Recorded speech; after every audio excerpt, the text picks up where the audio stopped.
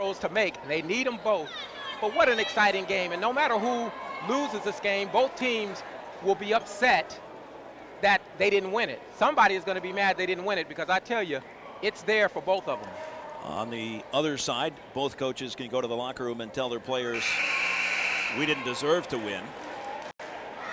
Well, Bobby Braswell, although no coach likes to say that, he wants to get a victory for sure. But with the turnovers, if you win this game, you definitely know you stole one. So now can they hit free throws and finally get a defensive stop?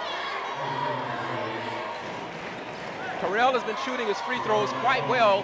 He's over 80%, but he's never had to shoot free throws in this situation before, because he's normally not on the floor with a 91 to 92 deficit with 36.4 seconds left. All right, now Oakes is out of there, so it's Barlow, Lee, Wahlberg, Griffin, and Henry for Pepperdine.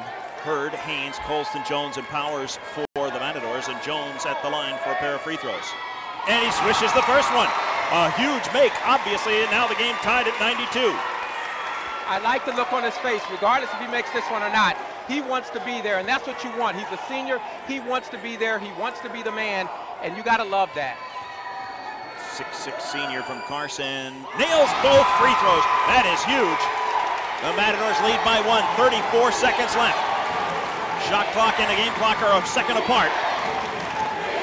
Barlow coming to the front court against Colston. Can't foul either. Barlow out high, goes around Colston. Powers steps in, but we got a foul. No, a timeout for Pepperdine. Wow. Coach Wahlberg maybe made a mistake, because I tell you, Barlow had beaten Colston all the way to the hole, and then Coach Wahlberg decided to call timeout. And Barlow leads all scorers with 24 points. He's 9 of 12 from the field and 5 of 5 from the free throw line. He was going to go in against Powers. He had already beaten Colston, and at first I thought they were calling a holding foul against Colston, who got caught on Barlow's hip. You have to really make a bad foul now. The officials don't like to put it in the hands.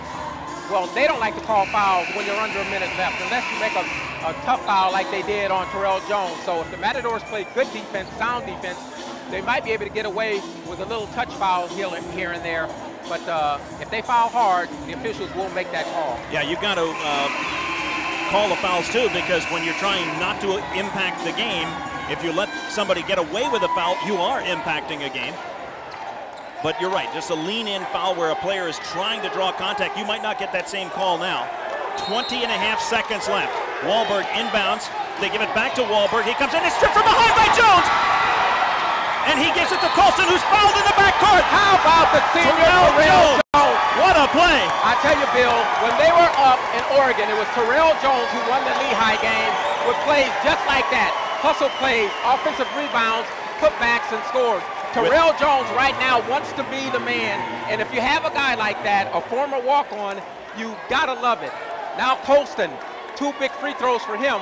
He hit 2 big free throws in Oregon to help secure a victory against Lehigh, but these are much bigger than those.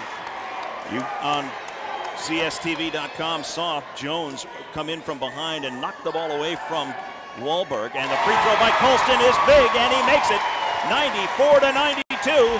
With 14.5 seconds left. Now this one is not over. The Waves, a hot three-point shooting team.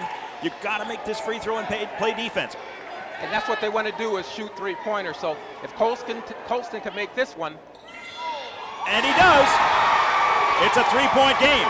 The Waves decline to call timeout. Lee gets it into the corner. Back to Lee. 12 seconds. He comes over half court to the right side, guarded by Hurd. Lee with a left-handed dribble. 6 seconds left. 5, 4, 3, three-pointer on the way, air ball out of bounds. It goes to the Matadors. And now this game will be over with 0.5 of a second. All they have to do is inbound the ball, and the game will be over. They can't have a turnover. Throw the ball the length of the court. With a half second left. You don't have to do anything. But what you have to do, you have to let whoever's going to inbound the ball, you have to tell them you cannot run the baseline. A lot of times you think you can. They've got to know you can't run the baseline. So I would think you might want to put one of your more veteran players to inbound the ball. That's Austin Powers had it. I think they might want to have somebody else inbound that ball. And this is a great call for the timeout to caution the players about that. This was not a made basket and a ball inbounds at the baseline. This was an air ball, so a turnover, and you get to inbound the ball right where the referee hands it to you out of bounds. only a half a second left. You can throw it off of somebody's leg practically, as long as they're far enough inbounds for the ball to roll away. You've got yourself a victory. My thought would be just take the ball, heave it down court, and let it get touched. Throw it all the way down the other end. The worst possible scenario is throw it to the other end and nobody touch the ball. Correct. It goes out of bounds, and it will be inbounded then right back where it was thrown from. So somebody's got to touch the ball. All right, Jared Henry is in there to guard the ball on the inbound pass. Powers will inbound for the Matadors. He's got Colston, Haynes, Jones, and Hurd is down at the sideline. I think they're just going to throw to Hurd, who's going to run up the sideline. Coach Braswell has a lot of confidence. There it is. There's the pass. Hurd wrestling with Wahlberg at half court. That'll do it. The buzzer sounds, and the Matadors escape with an exciting 95-92 victory over the Pepperdine Waves. What a contest.